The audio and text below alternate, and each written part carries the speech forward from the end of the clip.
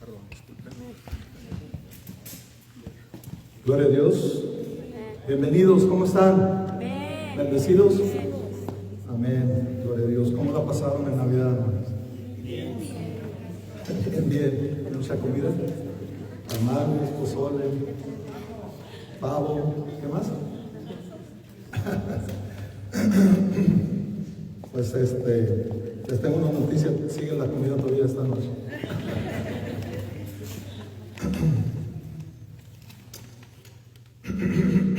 Disculpen.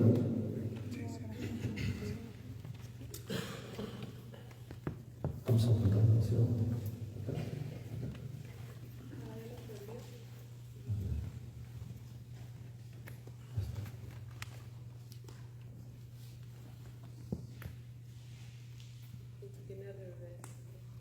Ok.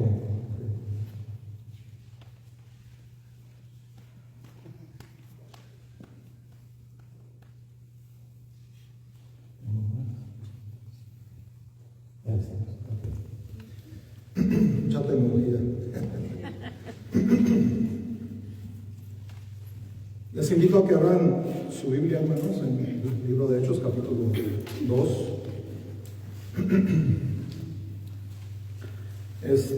Me quedó esto disculpen, después de casi un mes de enfermo, que me terminé en la sala de emergencias, y pues es lo que me deja este año una deuda médica.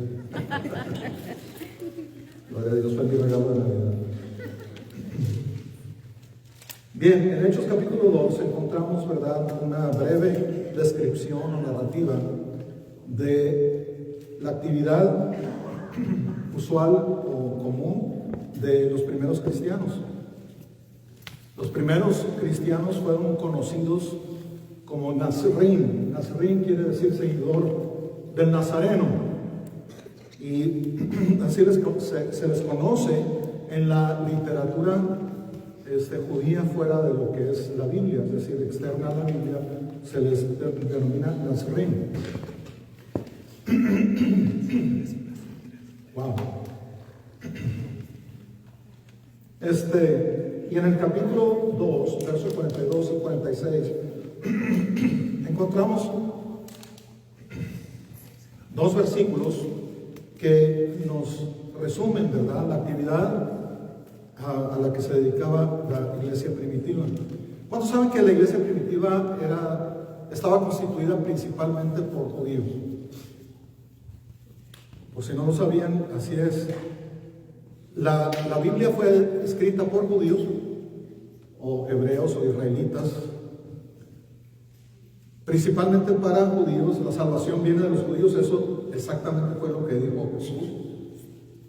¿Sí? Y además de esto, nuestro Señor Jesucristo nació en un hogar judío, creció como judío, y adivinen qué, no va a regresar a Escondido, California, no va a regresar a Washington DC, no va a regresar a la ciudad del Vaticano, no va a regresar a Roma, no va a regresar a Medina. La palabra de Dios en Zacarías 14 dice claramente, en el capítulo 12 también, que Él va a regresar a un lugar específico, que es el Monte de los Olivos, en la ciudad de Jerusalén. Y esperamos su regreso con ansia. Amén. Amén. Entonces, la práctica de los primeros cristianos era la práctica a la que siempre habían estado acostumbrados. Gracias, hermano. Siendo judíos, acostumbraban ellos a reunirse el día sábado. ¿Me tengo que poner más atrás? El día sábado, o el Shabbat, o el Moshe Shabbat, ¿verdad? Se reunían típicamente en el templo, generalmente en las escalinatas del sur del montículo del templo, lo que conocemos como pórtico de Salomón, ¿verdad? O si no, también en los apartados o cubículos que había en la explanada adentro del muro del templo. Era su lugar donde ellos se reunían típicamente cada sábado, cada Shabbat, para recibir la instrucción de los apóstoles. Y leemos aquí en el capítulo 2, verso 42, dice: y perseveraban en la doctrina de los apóstoles, en la comunión. La palabra comunión en griego es la palabra koinonia, que quiere decir una intimidad, es decir, intimaban unos con otros en el partimiento del pan y en las oraciones. En el verso 46 dice: y perseverando unánimes, es decir, de un mismo sentir, de un mismo pensar, cada día en el templo. Este templo no era un templo evangélico, no era un templo católico, no era un templo griego ortodoxo, ruso ortodoxo, no era un templo bautista, nazareno, pentecostal o carismático. Era el templo en Jerusalén, que todavía estaba en pie en ese tiempo, era el templo judío. Dice: y partiendo el pan, ¿dónde? ¿En dónde? Partiendo el pan en las casas, ¿verdad? Comían juntos con alegría y sencillez de corazón. Hay algo que necesito comunicarles o compartir con ustedes. Cuando estaba preparándome para este mensaje,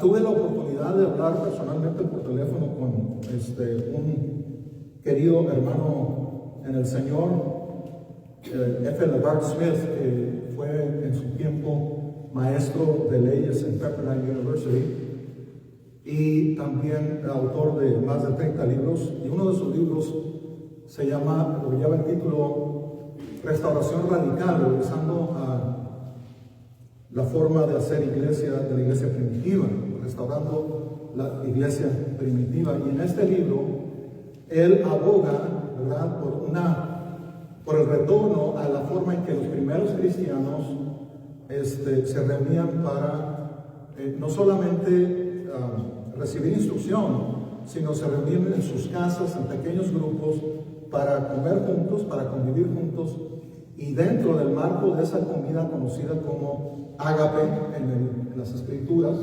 ¿verdad? Tomaban un momento especial para partir el pan y beber de la copa en memoria de nuestro Señor Jesucristo. Y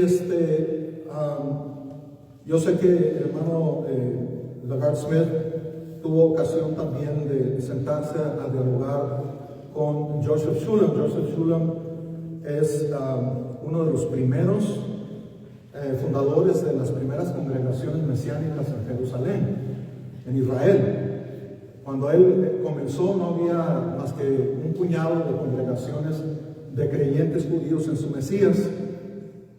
Ahora hay más de 100 congregaciones en Israel. Gloria a Dios. El Señor está haciendo algo muy especial en su pueblo. Pero leyendo la literatura de Joseph Shulam en su ministerio en Tibia, encontré una referencia a los usos y costumbres de los primeros cristianos. Y esto es algo que nosotros haríamos bien en prestarle atención, porque si algo he aprendido, hermanos, es que muchas veces nuestros prejuicios y nuestras tradiciones muchas veces contradicen los usos y costumbres y el contexto judío de los primeros creyentes. Los primeros cristianos, y no es que yo abogue por el sabatismo ni mucho menos, pero los primeros cristianos se reunían para recibir instrucción de los apóstoles en el día sábado. Para poder entender el contexto judío, ¿verdad?, de aquellos primeros creyentes, necesitamos entender que el calendario judío, el día judío, termina al atardecer. Es decir, el sábado en la tarde, cuando anochece, ya es el primer día de la semana para ellos. Estamos en ese entendido, ¿verdad? Amén. Entonces, cuando leemos en las Escrituras, en Hechos 20, donde habla de que se reunieron el primer día de semana, muy probablemente se refiere al sábado en la noche para nosotros, pero para el pueblo judío es el inicio del día domingo. ¿Sí me explico?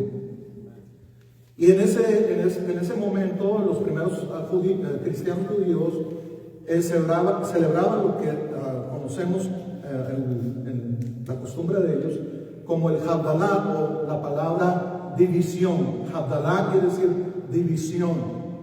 Es decir, al cierre del Shabbat, al cierre del día en el cual ellos observaban pues un tiempo de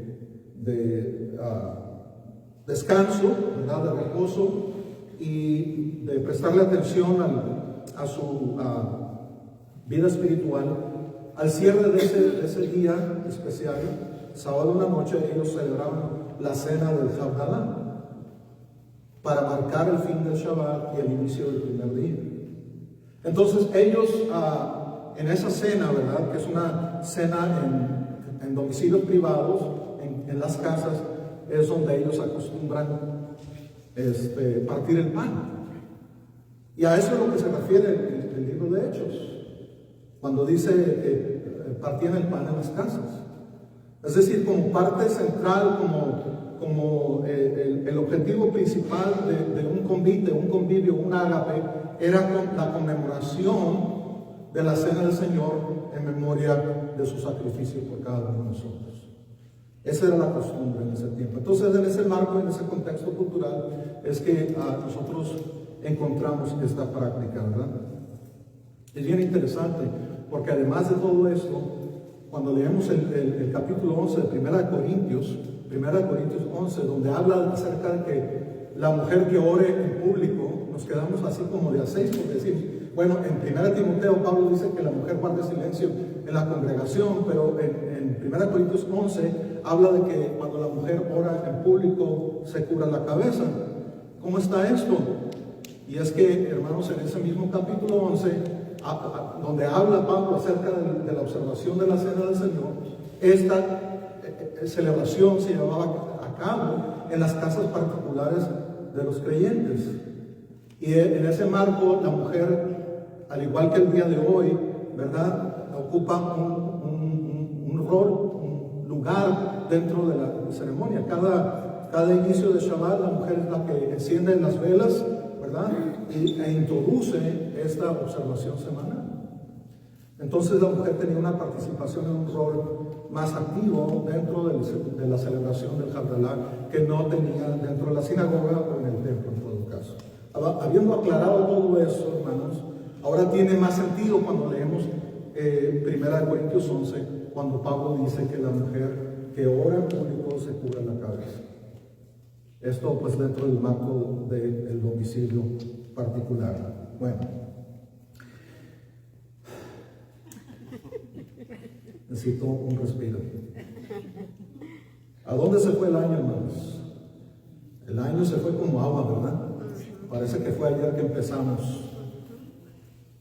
Parece que hubiera pasado volando. Y fue tan lleno de experiencias inusuales, ¿verdad? Acontecimientos bizarros, insólitos. Pero expertos en diferentes ramas de la economía, de la política y diversos otros aspectos que nos afectan a todos y cada uno de nosotros, dicen que auguran que el 2024 va a ser aún más bizarro, más insólito, más agitado y más caótico. Entonces es fundamental, hermanos, que hagamos una pausa, ¿sí?, en nuestra carrera diaria, sobre todo en estas fechas de celebración, que tomemos un momento para meditar o reflexionar en cómo estamos en nuestra vida espiritual delante del Señor. Amén. Tomemos inventario de nuestra vida espiritual y hagamos cuentas con Dios. ¿Quién dice amén? Amén. Para empezar el año no solamente con metas dietéticas, ¿verdad?, que no tenemos muchas veces la disciplina de seguir hasta sus últimas consecuencias, pero al menos en lo espiritual estar en paz con Dios y nuestros semejantes. Y de eso quiero hablarles, ese es el objetivo del mensaje de hoy.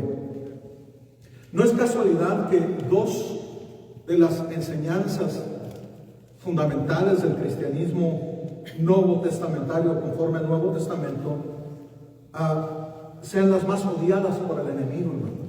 ¿Sabe usted que el diablo odia la cena del Señor? Tanto la odia que la distorsiona. Ha introducido doctrinas espurias, doctrinas apócrifas, doctrinas inclusive se puede decir blasfemas y apóstatas en relación a la cena del Señor. Hay muchas teorías, mucha controversia, muchos debates. Debemos o no celebrarlo cada semana o cada mes o cada año. Hay otros debates acerca si la presencia real de Jesucristo está dentro del pan y del vino. Esta enseñanza que conocemos como la transubstanciación, que cuando el sacerdote, ¿verdad?, pronuncia ex operato, ¿verdad?, pronuncia una fórmula ceremonial, el pan se convierte literalmente en el cuerpo de Cristo y la copa literalmente en la sangre de Cristo. Hay otros grupos que enseñan la consubstanciación, que quiere decir que no es literal, pero aún de alguna manera está la presencia de Dios ahí. Algunas ramas del protestantismo histórico creen esto, pero ese no es el objetivo de mi mensaje de hoy. Mi objetivo de mi mensaje de hoy es que entendamos que la cena del Señor es la pieza central de nuestra reunión como iglesia. Debe ser no solamente un recordatorio del sacrificio de Jesucristo, sino que la palabra de Dios nos invita a que participemos en la comunión dignamente, que significa hacer inventario de nuestra situación o nuestro estado espiritual delante de Dios. Ya sea que se tome una vez al mes, una vez cada semana o en cualquier ocasión en que nos reunamos, ¿verdad? De cualquier forma, el objetivo fundamental de la cena del Señor es que no solamente hagamos memoria del sacrificio de nuestro Señor Jesucristo por nuestros pecados, pero que también hagamos una reflexión de nuestro estado espiritual delante del Señor. Porque en la cena del Señor, Dios nos recuerda que tenemos en Él un mejor pacto. Un mejor pacto. ¿Mejor que qué? Mejor que el pacto de la ley de Moisés. Mejor que el pacto que Dios hizo con el pueblo de Israel en el desierto. Es decir, la ley fue dada, según el apóstol Pablo en el libro de Gálatas, nos dice que la ley fue dada como tutor, como ayo, dice la Reina Valera 60. Nos fue dado como un maestro para enseñarnos que somos incapaces, cada uno de nosotros, de obedecer a la perfección, es decir, con cada tilde y con cada punto de la ley que Dios le dio al pueblo de Israel. Somos incapaces. Yo no sé cuántos de ustedes pueden hacer memoria de alguna de las cosas más tontas que han hecho en su vida. No me lo digan, no lo digan en público, no es confesorio aquí. Pero pónganse a pensar en las cosas más tontas o más torpes que hayan hecho en su vida. Y podemos dar gracias a Dios que no nos quedamos en esa situación, que tuvimos un momento de lucidez y que Dios nos ayudó a salir de esa tontería. Amén. Amén, ¿verdad? Gloria a Dios. A menudo digo que lo más inteligente que he hecho en toda mi vida es haberme convertido al Señor, sin duda, pero haber conocido a mi esposa, que esta mañana nos engalana con su presencia, y mi hija Kimberly, que está con nosotros el día de hoy, pero también nos engalana también la presencia del hermano Víctor Aguilar, de su mamá Armida, de su tía Lidia, que nos visitan de la iglesia en Lemon Grove. Le mandan un fuerte saludo. ¿Se pueden poner de pie tantito, hermanos, para que los conozcan? A los míos ya los conocen.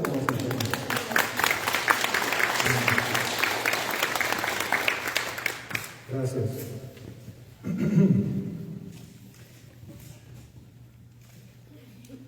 Dios nos ha dado un mejor pacto, hermanos. Y cuando estaba preparando este mensaje, una y otra vez recaía en el libro de Hebreos. Es uno de mis libros más favoritos en todas las escrituras para abordar este tema del nuevo pacto que tenemos en Cristo Jesús.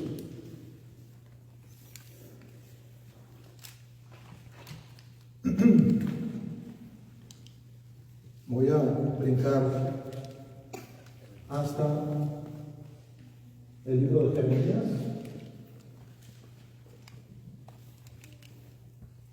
Jeremías 31, 34. Este mismo pasaje es repetido por el autor de Hebreos, presumiblemente Pablo. No sabemos a ciencia cierta si fue Pablo o algún otro. Algunos han propuesto Apolos como el autor de Hebreos, pero la tradición más antigua le adjudica la autoría al apóstol Pablo. Pero este pasaje él lo cita, ¿verdad?, de Jeremías capítulo 31. He aquí que vienen días, dice Jehová, en los cuales haré nuevo pacto con la casa de Israel y con la casa de Judá. ¿Con quién? Con la casa de Israel y con la casa de Judá.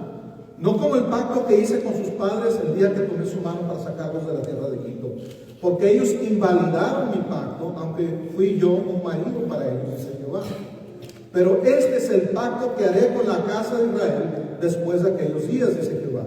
Daré mi ley en su mente y la escribiré en su corazón, y yo seré a ellos por Dios, y ellos me serán por pueblo. Y no enseñarán más ninguno a su prójimo, ni ninguno a su hermano, diciendo: conoce a Jehová, porque todos me conocerán, desde el más pequeño de ellos hasta el más grande.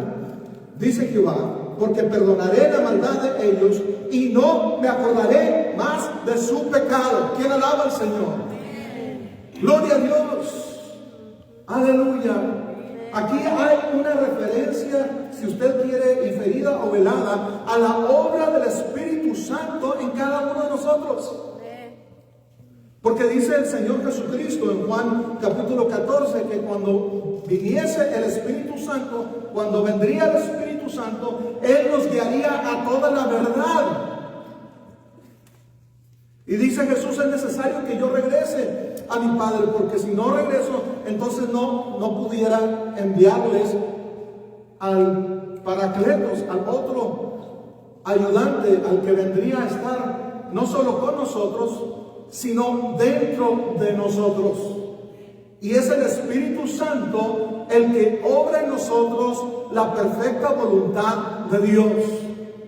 Y es el Espíritu Santo en el cual en nosotros está obrando no solo la regeneración cuando recién conocimos a nuestro Señor Jesucristo y empezamos a caminar en nuestro primer amor como nuevos discípulos de Jesús, sino también es el que obra la santificación día a día en cada uno de nosotros. Amén. Entonces esta palabra del profeta Jeremías se ha cumplido al pie de la letra en cada uno de ustedes que han puesto su fe y confianza en el Señor Jesucristo para el perdón de sus pecados, para su salvación y para una vida eterna con el Padre. Y si Dios nos da licencia y vida y salud, el próximo año, con la ayuda de Dios, vamos a dedicarle nuestras participaciones a un estudio concienzudo y extenso sobre la persona, la obra y el ministerio del Espíritu Santo en nuestras vidas. Porque es un tema que ha sido lamentablemente descuidado por muchos, y creo que es tiempo y es necesario que volvamos a estudiar qué dicen las Escrituras acerca del Espíritu Santo y cómo es que Él opera en nuestras vidas. Así es que les ruego de antemano que estén orando por esto. Vayamos al libro de Lucas, capítulo 22. Lucas, capítulo 22, verso 14 al 20. Cuando era la hora, se sentó a la mesa y con él los apóstoles. Y les dijo: cuánto he deseado comer con vosotros esta Pascua antes que padezca, porque os digo que no la comeré más hasta que se cumpla en el reino de Dios. Y habiendo tomado la copa, dio gracias. Esa frase, Dios dio gracias, es la palabra Eucaristías. Eucaristeas en griego. ¿Qué quiere decir dar gracias? No tiene nada que ver con la adoración, entre comillas, la adoración al Santísimo, o convertir el pan en el cuerpo de Cristo, o en la copa en la sangre. No tiene nada que ver con eso. Simplemente quiere decir dar gracias. Y formaban parte, pues, de lo que les decía anteriormente, del convivio de la cena íntima en las casas de los creyentes, cuando apartaban un espacio para conmemorar la cena del Señor, daban gracias a Eucaristías y entonces participaban del pan y de la copa. Luego dice la palabra de Dios: tomad esto y repartidlo entre vosotros, porque os digo que no beberé más el fruto de la vid hasta que el reino de Dios venga. Hermanos, gracias al nuevo pacto que Cristo estableció con los suyos, con su iglesia, es que nosotros tenemos la esperanza y la confianza de que Cristo va a venir de vuelta. Cristo va a regresar por los suyos. Y cada vez que comemos el pan y bebemos de la copa, no solamente estamos haciendo memoria del sacrificio del Señor, sino que estamos proclamando al mundo nuestra fe y confianza en la segunda venida de nuestro Señor Jesús. Y tomó el pan y dio gracias y lo partió y les dio diciendo: esto es mi cuerpo. Ahora nótese que cuando Cristo les entrega el pan no se convirtió literalmente en el tejido, o las venas, o los músculos, o en las coyunturas, o la piel del Señor. Entendemos de antemano que esto es simbólico. Cristo es el pan que desciende del cielo para satisfacer nuestro hambre espiritual. Y no es un pan literal, es un pan simbólico, espiritual. Tiene un significado espiritual. Él es el que satisface todas nuestras necesidades más profundas. Y luego dice: haced esto en memoria de mí. De igual manera, después que hubo cenado, tomó la copa diciendo: esta copa es el nuevo pacto de mi sangre. Nuevamente no se convirtió literalmente en la sangre, no salió la sangre de las venas del Señor, o Cristo convirtió el vino en su sangre, sino que es simbólico, es en memoria de su sangre derramada por nosotros. Y Pablo, haciendo eco, pues, de estas instrucciones de nuestro Señor, dice en 1 Corintios 11:25: asimismo tomó también la copa después de haber cenado, diciendo: esta copa es el nuevo pacto en mi sangre, haced esto todas las veces que la bebieres en memoria de mí. Entonces la cena del Señor fundamentalmente es un memorial, es un recordatorio. Todos necesitamos ser recordados de algo, amén. ¿Cuántos en el trabajo se les ha pasado algo, se les ha olvidado algo? Yo creo que a todos, ¿verdad? Nos ha pasado alguna vez. ¿Y cómo nos sentimos? Nos sentimos mal, ¿verdad? Sentimos que no hemos cumplido con nuestras obligaciones. Bueno, hermanos, la cena del Señor cumple con esa función de estarnos constantemente recordando cómo hemos sido rescatados. Cristo ha pagado el precio del rescate por nuestras almas. Ahora que está muy de moda esto o mejor dicho, están seguido en las noticias, ¿verdad? Esto de los rehenes israelíes que están ahorita atrapados por Hamás. Cristo pagó, hermanos, la cuota de rescate, lo que estaba pidiendo el diablo por el rescate de nuestras almas. Cristo lo pagó con su sangre en la cruz. En 2 Corintios 3, 4 al 6 dice de la siguiente manera: y tal confianza tenemos mediante Cristo para con Dios, no que seamos competentes por nosotros mismos para pensar algo como de nosotros mismos, sino que nuestra competencia proviene de Dios. Aquí habla de la humildad del cristiano. Necesitamos siempre estar conscientes que sin Cristo no somos nada, hermanos. Sin Cristo trabajando en nosotros por medio de la presencia de su Espíritu Santo, no podemos hacer nada. Cristo mismo dijo: apartados de mí, nada podéis hacer. Todo lo que está aquí pasando esta mañana aquí es por la misericordia y la bondad de nuestro Señor Jesucristo. Y es a Él a quien debemos toda honra y gloria y poder por los siglos de los siglos.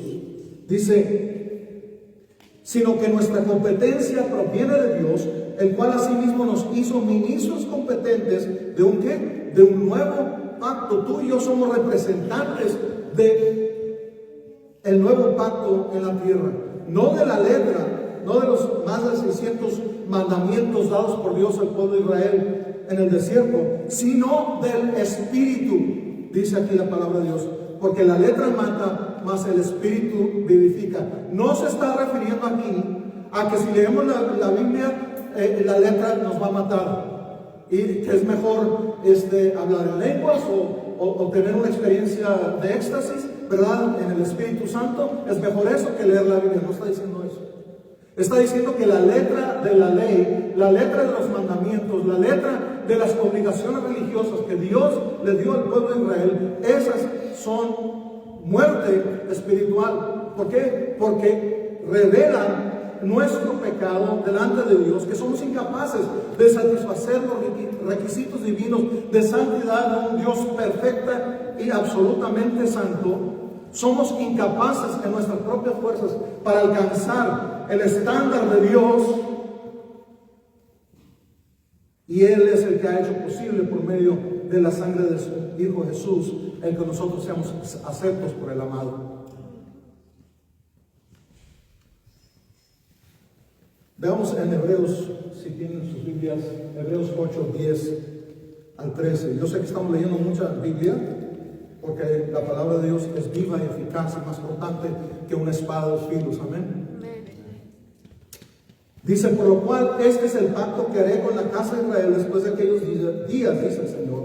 Pondré mis leyes en la mente de ellos y sobre su corazón las escribiré y seré a ellos por Dios. Esto es citando el pasaje que previamente habíamos leído en Jeremías.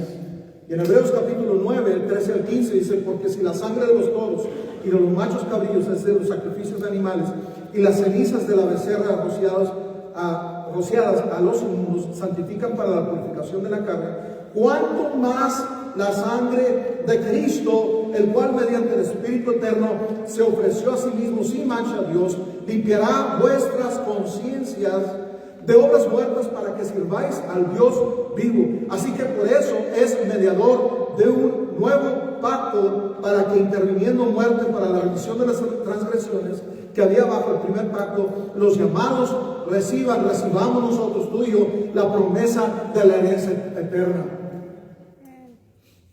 Lo que está diciendo aquí el autor de Hebreos es que si los sacrificios de animales en su momento, de manera temporal, provisoria, ¿verdad?, anunciando aquel sacrificio que vendría en la forma del Señor Jesucristo, eran capaces de satisfacer los requisitos de la santidad de Dios, cuanto más el sacrificio único, último, perfecto de nuestro Señor Jesucristo es capaz de limpiarnos de toda mala conciencia. ¿Quién alaba al Señor? Bueno, Dios no solamente nos ha provisto de un mejor pacto, un mejor convenio, sino que también nos ha provisto de una mejor comunión. Hebreos 4, creo que me pasó. Bueno, no lo incluí aquí, disculpen. Hebreos 4, 14 al 16 dice: por tanto, teniendo un gran sumo sacerdote que traspasó los cielos, Jesús el Hijo de Dios, retengamos nuestra profesión, porque no tenemos un sumo sacerdote que no pueda compadecerse de nuestras debilidades, sino que uno que fue tentado en todo según nuestra semejanza, pero sin pecado. Acerquémonos pues confiadamente al trono de la gracia para alcanzar misericordia y hallar gracia para el oportuno socorro. Cuando usted compara el Evangelio con alguien, ¿qué es lo que comúnmente escuchamos? Es que no me siento preparado, o no estoy preparado para un encuentro con Dios, o no me nace, ¿verdad? Dice comúnmente la gente. Bueno, quiero darte una herramienta para cuando estés evangelizando a alguien y dice eso. Qué bueno que no estás preparado.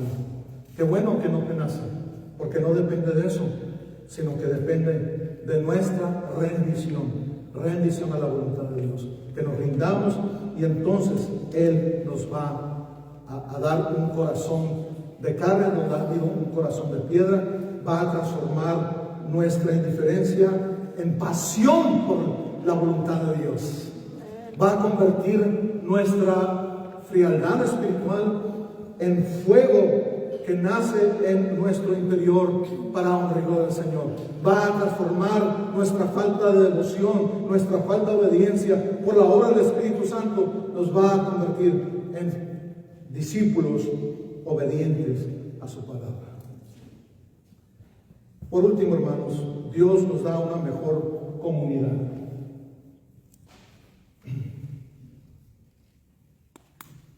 Y en Hebreos capítulo 11, 39 al 40 dice, 11:39 al 40, dice lo siguiente: y todos estos, aunque alcanzaron buen testimonio mediante la fe, no recibieron lo prometido, proveyendo Dios alguna cosa mejor para nosotros, para que no fuesen ellos perfeccionados aparte de nosotros. Es decir, aquellos primeros creyentes y nosotros conformamos una sola gran familia espiritual. Nosotros pertenecemos a una comunidad mucho más grande que la que está aquí congregada esta mañana. Amén. Formamos parte de una gran multitud, tanto presentes como los que ya han regresado a la presencia del Señor. Todos y cada uno de nosotros conformamos la iglesia, la eclesía, el pueblo escogido, el remanente de Dios.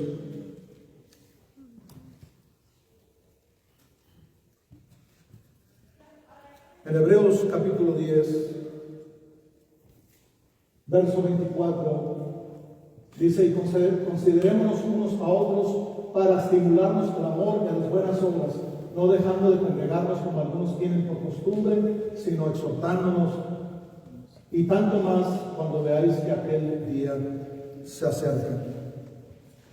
Y la palabra de Dios nos da más de 50 mandamientos de lo que debemos de hacer unos para con otros, los cuales harían bien ustedes en repasar en el bosquejo que subimos al WhatsApp, ¿verdad? Ahí lo tienen para que lo estudien más ampliamente. Termino con la siguiente reflexión, hermano, y aplicación de lo que acabamos de escuchar. La cena del Señor no solamente en la iglesia primitiva no era como lo celebramos hoy, no conformaba parte de la reunión pública, sino que era parte de un convivio íntimo, privado, en los hogares de los cristianos, en los cuales ellos compartían los alimentos y también compartían un tiempo de dar gracias y de celebrar la cena del Señor. Es decir, era un tiempo más profundo, más extenso, no era como un paso más en la reunión dominical. Era un tiempo de reflexión, era un tiempo de tomar inventario de su vida espiritual, un tiempo de ministerio unos a otros, era un tiempo de intimar con otros creyentes y ministrarse unos a otros. Así era la comunión en ese tiempo. La comunión entonces nos trae a nuestra mente el mejor pacto que tenemos mediante Cristo, la mejor comunión que tenemos con Dios por medio de su sacrificio, de tal suerte que podemos entrar confiadamente a su presencia, no por nuestros propios méritos, sino por los propios méritos del sacrificio de Jesús. Y tenemos una mejor comunidad, porque hermanos, familia como la familia de Dios no hay otra. Es la familia que Dios ha decidido, ¿verdad?, por su soberana voluntad, rescatar para sí mismo. Ciertamente en la familia física no escogemos a nuestros hermanos y hermanas consanguíneos, ¿verdad? Pero Dios es el que establece quienes formamos parte de su familia espiritual. Y es por la obra de Dios que usted y yo estamos aquí esta mañana. Y finalmente, hermanos, quiero animarles a que en el año 2024 tengamos siempre presente que la comunión debe ser la parte central de nuestra reunión. Yo recuerdo con mucho cariño, con mucho afecto, un tiempo en los 80s, a principios de los 80s, cuando yo estaba un poquito o bastante confundido, engañado, ¿verdad? Estaba en el movimiento carismático pentecostal por un espacio de 3 años. En alguna otra oportunidad podré hablar de eso con ustedes, pero por la gracia de Dios, Él a través de su palabra me enseñó la verdad. Y por eso estoy aquí delante de ustedes esta mañana, porque el Señor tuvo misericordia de su siervo y Él siempre es fiel a sus promesas. Buscadme y me hallaréis, tocad y se te abrirá. Recuerdo que en ese tiempo, en la iglesia donde nos estábamos reuniendo, no celebraban la cena del Señor cada domingo, sino cada mes, cuando mucho. Y había pasado un buen tiempo que no habían celebrado la comunión. Y yo había crecido en las iglesias de Cristo en México, y yo estaba acostumbrado a que la cena del Señor formaba parte de mi rutina cada semana, y extrañaba, tenía hambre espiritualmente hablando de celebrar la cena del Señor. Recuerdo que cuando finalmente salí de esa iglesia y me congregué en una iglesia de Calvary Chapel ahí en Downey, California, ese preciso domingo cuando yo llegué a reunirme ahí, estaban celebrando la cena del Señor. Para los que no saben, en aquel tiempo Calvary Chapel hacía todo un servicio alrededor de la celebración del Señor, de la cena del Señor. Y cuando llegó ese momento, hermanos, no había un solo ojo que no tuviera lágrimas en toda esa reunión. Era un momento muy, muy especial, en el cual ellos no solamente buscaban comunión unos con otros, sino buscar ese momento especial de tener comunión con Dios. Yo creo que haríamos bien, hermanos, en imitar esa devoción, esa pasión por la cena del Señor. Que sea la cena del Señor el foco, el punto central de nuestra reunión. Sí, recibimos instrucción, sí, participamos de las ofrendas, de las oraciones unos por otros, pero que nunca se nos olvide ni pasemos por alto el enorme significado que tú y yo hemos sido lavados por la sangre de Cristo, hemos sido rescatados del infierno por la sangre de Cristo, hemos recibido la promesa de perdón de pecados, hemos recibido la promesa de vida eterna por la sangre de nuestro Señor Jesucristo, y que nunca subestimemos ni minimicemos ese gran sacrificio que Él ha hecho por nosotros. Oremos, Señor. Padre Santo, en esta hora, Señor, hemos presenciado, Padre, lo que tu palabra nos enseña acerca de este acto tan especial, que es la comunión, que es la cena de tu Hijo Jesucristo.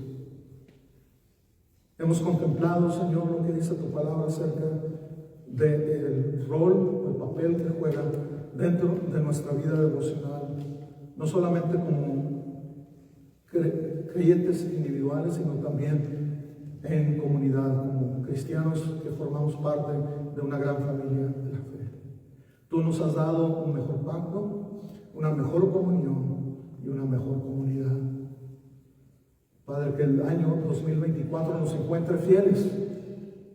Padre, a pesar de los obstáculos, a pesar de todo lo que el enemigo ponga en nuestro camino para hacernos estorbo o para hacernos tropezar, Señor, que siempre volvamos, Señor, a ese momento de reflexión, de reconciliación contigo a través del sacrificio de tu Hijo. Ayúdanos, Señor, a ser apasionados por el mensaje del Evangelio que la cena del Señor encierra. En el nombre de Jesús oramos. Amén. Dios bendiga.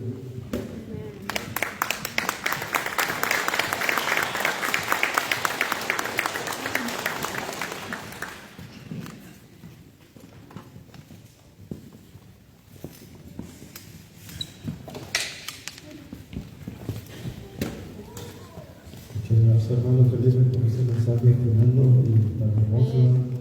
Y algo que me llamó mucho la atención en el boletín, una frase que dice: no empieces el año nuevo